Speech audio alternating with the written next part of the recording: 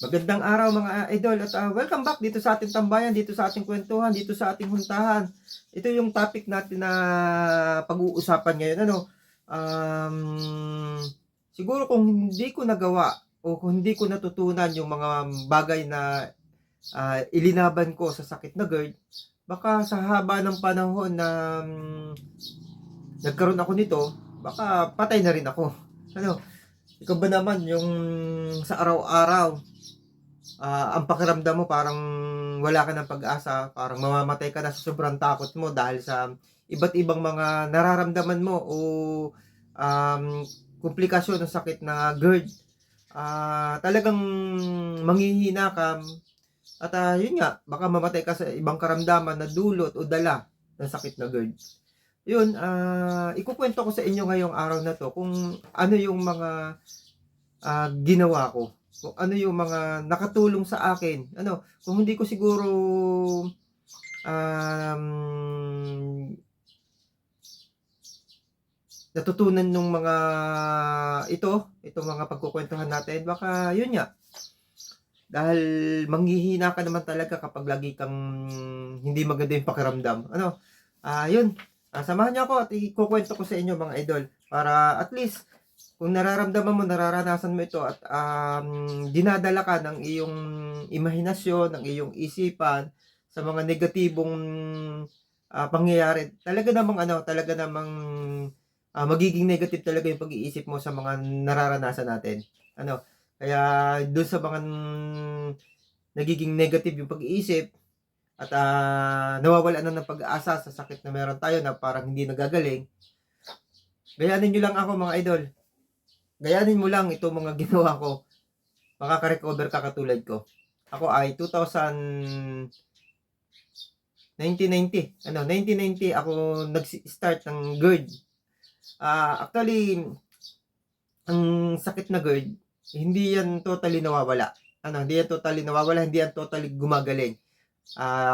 Yun nga, palagi ko sinasabi, palagi kong sinishare sa inyo, namamanage, nakokontrol ang sakit na GERD. Wala yung pinagkaiba sa sakit sa puso. Kapag hindi mo inalagaan ang sarili mo, anytime pwede kang mamatay dahil sa sakit sa puso. Parang diabetic, pagtaas ng sugar, anytime kapag hindi mo inalagaan ang sarili mo, anytime tataas yung sugar mo, anytime pwede kang mamatay. Ganun din yung GERD, mga idol.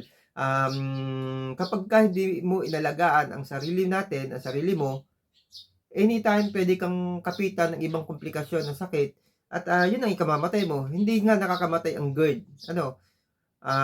Pero dahil sa palagi ang matindi kasi dito sa GERD, yung anxiety. Ito kasi kaya ako nasasabi, karanasan ko, matindi talaga ang anxiety, ang kumakapit na anxiety sa isang taong may sakit na GERD.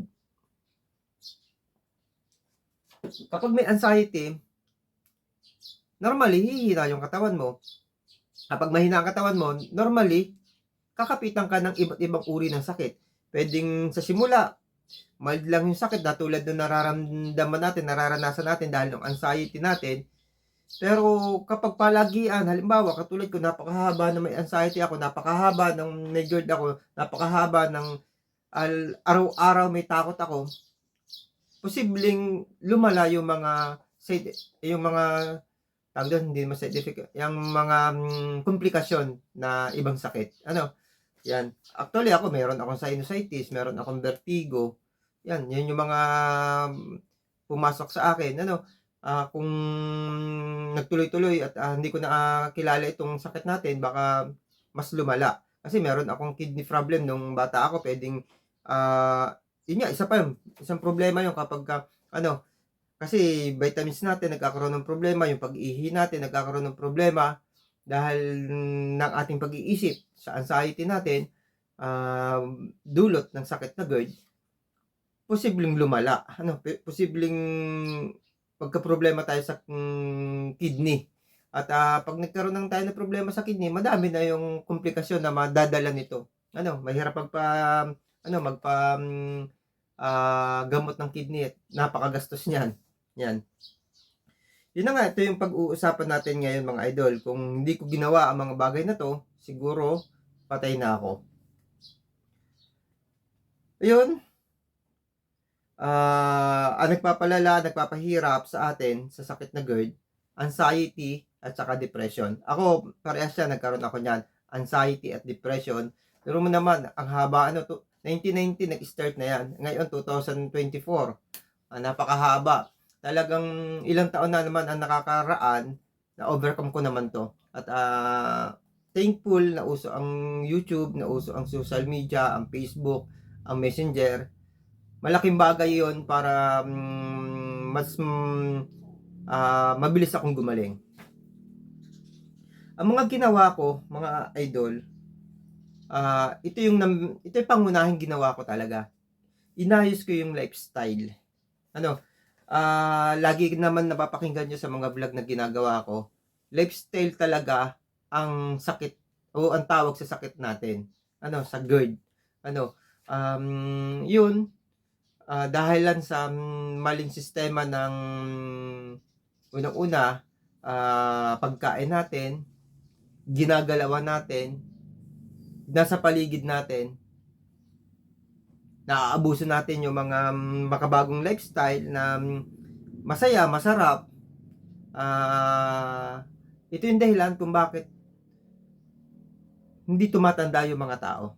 Ano, hindi yung palaging bata, no? Kasi hindi katulad ng mga tao nung una na talagang yung edad nila, napakatanda nila bago sila mamala o mamatay. Ngayon, yung mga henerasyon natin, hindi na umaabot sa edad na yun. Mas bata pa, nagkakasakit na. At mas marami sa ngayon, mas bata pa sa atin, nagkakasakit na o namamatay na dahil sa lifestyle natin. Kaya yun, pinag-aralan ko na baguhin, ayusin yung lifestyle. Ano? Unang-una, sa pagkain, mga idol. Kasi yun nga, lagi ko sinasabi, mga idol, ang pagkain natin, naka-design sa ating katawan, ay ibang-iba sa kinakain natin ngayon. Ano? Kasi hindi naman naka-design talaga sa katawan natin ang mga chemical na nakahalo sa pagkain natin sa ngayon. Ngayon, papaano ko ginawa 'yun? Ano, papaano ko ginawa 'yun na nabago ko sa pamamagitan ng pagkain yung lifestyle ko. Ano, simple lang, mga idol. Logic lang. Normally, kapag nasa labas tayo, hindi ko talaga kayang baguhin yung pagkain. Kasi bibili tayo ng kakainin na. Siyempre, nasa trabaho tayo, kailangan natin na kumain din. Ano, nasa labas tayo, may trabaho tayo sa labas, kailangan kumain tayo. Kasi kailangan ng katawan natin yung pagkain, hindi para mabusog, mga idol. Kasi kailangan ng katawan natin yung mga oras na yon ng mga protina, vitamins, at kung ano, etc. Na nakukuha sa pagkain. Yung pagkain natin, less na para doon. Tapos, may kaakibat, may package siya na chemical na toxic para sa katawan natin. Hindi sumasapat yung pagkain natin, yung mga vitamins, mineral, etc., nutrition, kung ano man yon para sa katawan natin. Kasi, hinahatian, pinipigilan nung toxic na kahalo doon. Ang nangyayari, nabubusog lang tayo. Ano, kung makakuha tayo ng mga kailangan ng katawan natin, less na kasi may kumukontra yung toxic. Kaya mga idol, yung toxic hindi yan basta-basta natutunaw. Ano, kaya ang ginawa ko, pagdating sa bahay, kung ano yung nakalaan sa ating katawan na dapat kainin, yun ang ginagawa ko. At least kahit papaano, nababawasan ko yung mga toxic na ipinapasok sa katawan at nadadagdagan ko yung bitamina na kailangan ng katawan natin na talagang hinahanap ng katawan natin.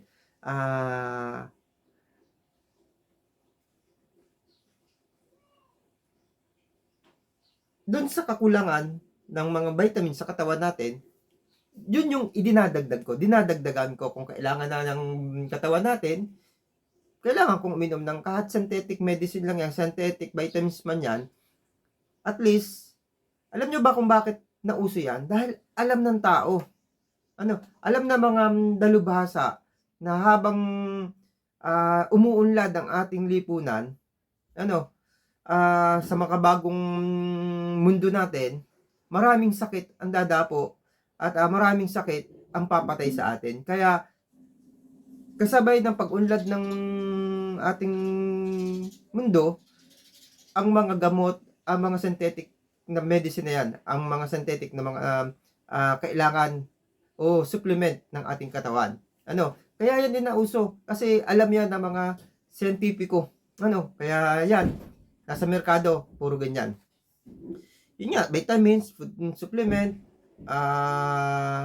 kung saan tayo kukuha ng nutrition, mga fresh, gulay, prutas, yun yung ginagawa ko sa At iniisip ko kung papaano pa, o nagsisearch ako sa YouTube, sa internet, kung papaano pa mapapataas ang nutrient na pumapasok sa ating katawan. Yun yung ginagawa ko pagdating sa bahay, pagdating sa pagkain, mga idol.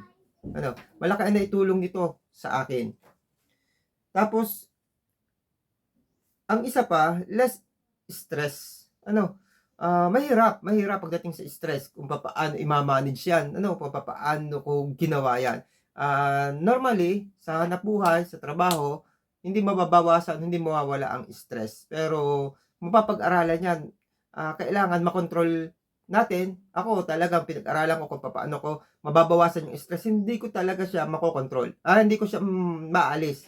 Pero makokontrol. Mababawasan yung stress na pumapasok sa aking sarili. Yun yung ginawa ko, mga idol.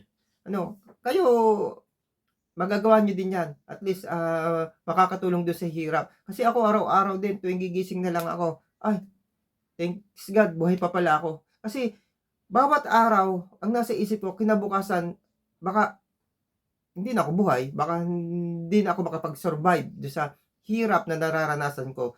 Kahit kayo, alam ko, relate kayo sa sinasabi ko kasi marami dito sa nanonood, nararanasan yan. Yung pag-inom ng tubig, yung tamang tubig, lagi ko nababanggit yan sa mga vlog, yung tamang tubig. Kasi, pinag-aaralan ko, iniisip ko mabuti, ano ba yung dapat kong inumin sa araw na to, na tubig, para sa kondisyon na meron ako. Nung active talaga yung GERD ko, yung acid reflux ko, yung anxiety, iniisip ko, ano ba yung tama ng problema ko sa katawan? Acidic ba ako? Bloated ba ako? Kasi doon nakabase kung ano yung iinumin kong tubig. Meron kasing normally sa atin design sa katawan natin mineral. Pero dahil nga nagkaroon tayo ng problema do sa ating kalusugan, bumababa na yung ating alkaline sa ating katawan kaya nagtataas yung acid natin kasi alkaline tsaka acid naman yan kapag nagkakaproblema, nag-acid reflux tayo. Ibig sabihin, bumababa yung alkaline. Yun, umiinom ako ng alkaline. Unang-una dyan yung sabaw yung tubig ng buko. Napaka-natural na alkaline yan. Mas maganda yan. Yun yung ginagawa ko. O kaya, alkaline water, nakakabili naman. May mga nabibili tayong alkaline water talaga. Yun. Pero hindi ko dapat sobrahan. Hindi ko dieta din ako doon sa alkaline water kasi baka mamaya naman masobra ako sa alkaline water, magbo-bloated naman ako. Mababawasan o hihina yung asido sa aking katawan na ang asido sangkap yun ng katawan, nakadesign yan sa ating katawan para sa digestive system natin, sa pagtunaw ng pagkain natin. Paghihiwalay ng mga particles ng pagkain natin, vitamins, mineral, mga ganyan, para i-distribute sa mga cells sa ating katawan.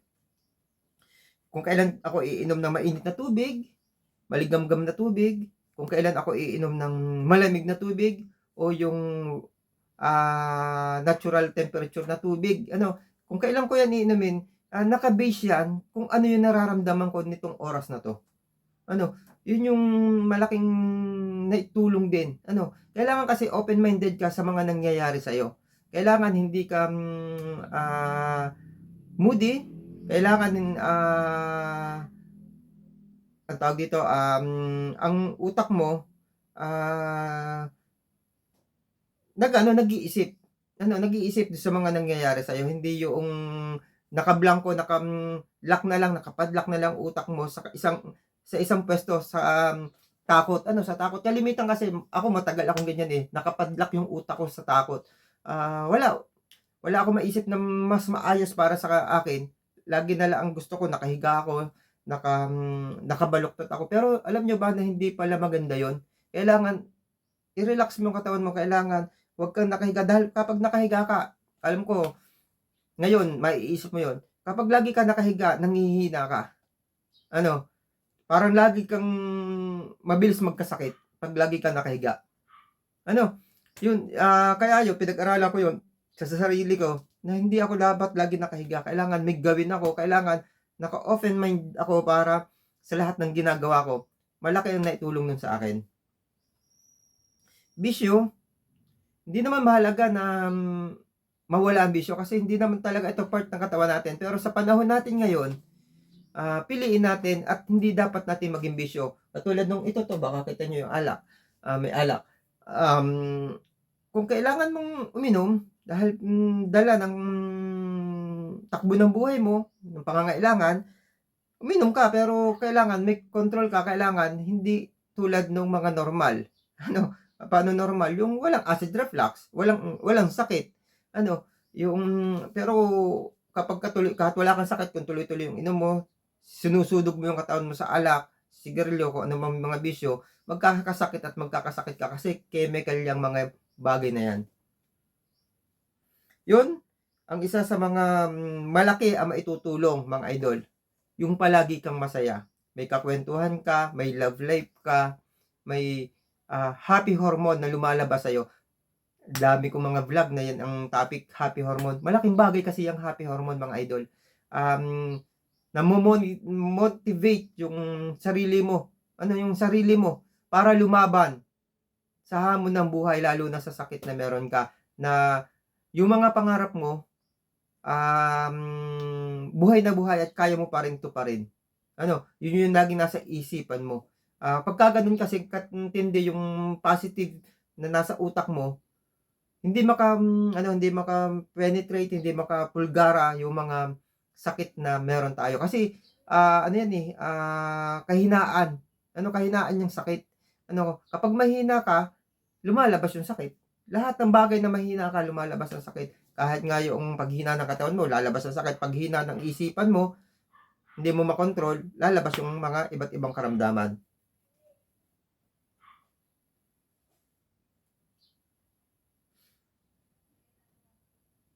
Yun, isa sa mabisa na dapat ginagawa natin para sa katawan natin, ito, libreng-libre, hindi binabayaran. Kailangan mo magpa-araw. Magpa-araw at mag-ehersisyo. Hindi na kailangang bayaran. Dito pa lang sa sariling bahay natin, pwede mong gawin. Lumabas ka sa bahay nyo, magpa-araw ka, isabay mo na yung ehersisyo mo. Kasi, yun ang isang dahilan kung bakit tayo mabilis magkasakit. Bakit ngayon ng mga tao nagkakasakit? Kasi nagkukulang tayo sa pagpapaaraw at pag-ehersisyo. Unang-una, yung mga nagtatrabaho, madaling araw pa lang aalis na sa opisina na, nawawala na yung mga ganyang bagay, yung ehersisyo at pagpapaaraw. Kaya marami talaga ang nagkakasakit. Kahit yung mga sakit ng katawan, naging stress ang katawan. Pag pinasok ng stress ang katawan natin, yun, dumalabas na yung iba't ibang uri ng sakit tulad ng acid reflux. Dahil sa trabaho natin, mga idol, nagkakaroon tayo ng kakulangan sa tamang pagtulog. Kaya dapat, iayos natin yung pagtulog natin. Bigyan natin ng time na makapagpahinga. Yun yung oras ng pagpapahinga. Mga idol, hindi yung mayat maya tulog ka. Mayat maya nakahiga ka. Hindi yun. Pagdating ng gabi, may oras para makapagpahinga. At least 8 hours. Yun yung kasi yun yung time na na ang katawan natin nagre-repair. Rini-repair nito yung bawat mga cells na humihina. Yun yung time. Kaya yun yung dapat na ibigay nating oras para sa sarili natin para mamahinga, matulog ng tama. Ngayon, dahil pagod sa trabaho, mag-enjoy muna tayo. Kala natin masaya tayo, mag-enjoy, masaya tayo kasama sila. Pero binibigyan natin ng stress yung katawan natin na sa halip ay re-repair na ng mga nasira dahil ng toxic sa maghapon. Hindi nangyayari yon kasi pinapasukan mo pa ng toxic yung sarili mo at lalo tayong manghihina dahil sa everyday na puyat. Yan. Iwas pagpapagutom, mga idol. Iwas sa pagpapagutom. Yan yung mga ginawa ko kasi acid reflux, Kasi ito yung tinatawag nating yung body clock. Nasisira yung body clock natin kapagka hindi tayo consistent sa mga oras na pagkain natin. Kailangan sundin natin yung body clock natin. Kasi ito yung oras na siguro yung tagasala ng mga vitamins, no, tsaka kung ano-ano, ito yung siguro yung oras na lumalabas sila para hanapin sa katawan natin, sa kinain natin, kung alin yung mga bagay na dapat nilang kuhanin. Ano, siguro yon. Kaya nga yung pag-inom ko ng vitamins, isinasabay ko yan sa pagkain o pagkatapos pag-inom ko ng tubig, vitamins na. Yan. Ito mga idol, yung sinasabi ko na nakatulong. Actually, meron pang iba, hindi ko lang naisulat siguro o hindi ko naalala. Ito yung mga naalala ko na nakatulong kung paano ako gumaling. Kung hindi dahil dito, baka patay na ako. Baka tuloy-tuloy na yung mga komplikasyon na nararamdaman ko. Baka nagkaroon ako ng ibang mas malubhang karamdaman nang dahil lang sa stress, sa anxiety, sa depression. Lalo na yung depression, matindi yan. Napakahirap ng depression. Ako, naranasan ko yan. Ano, ulitin natin, ayusin yung lifestyle. Isa lang pinag-usapan natin, lifestyle lang mga idol. Ano, itong iba, ito na yung laman kung paano maaayos yung lifestyle. Ang pag-ayos ng pagkain natin, pag-aayos sa stress, pag-inom ng tubig, sa mga bisyo, maging masaya tayo, ilabas natin ang ating happy hormone, may pagpapaaraw, pag-exercise, pagtulog ng tama, at saka iwas sa gutom. Ano, yun lang mga idol. Sana kahit na sa maliit na video, sa maliit na kwentuhan natin ito, maliit na oras, nabigyan ko kayo ng maganda at sapat na pamamaraan para makatulong sa pagpapagaling nyo. Dahil ito yung mga nakatulong sa akin, mga idol. Yun lang mga idol, at sana patuloy tayong gumaling sa mga sakit na nararamdaman natin. Bye-bye po at God bless you.